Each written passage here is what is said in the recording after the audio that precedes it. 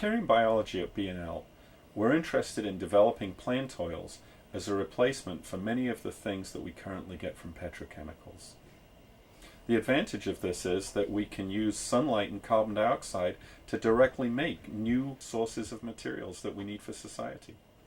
Plants make fatty acids, which could be ideal starting materials for industrial processes, but the diversity of these fatty acids is fairly limited. We work on the enzymes that cause the diversification of these fatty acids. You can think of an enzyme as a biological nanomachine, and each machine has great specificity, and we want to understand what controls that specificity so that we can re-engineer these machines to do new and interesting things. We were doing experiments with this enzyme where we were trying to change the place that the double bond is placed in the fatty acid.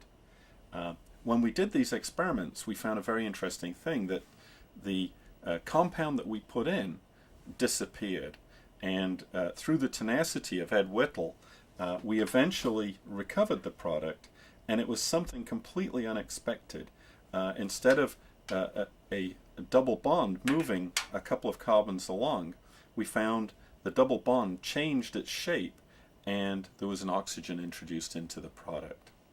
So the production of an entirely novel compound containing an oxygen was unprecedented and opens up the possibility of making molecules in plants from sunlight and CO2 that have completely different chemical properties and could potentially be very useful. So one of the exciting things about science is that while you're doing science and trying to study a system in great detail and you pay great attention, you find new things that you had never expected to find.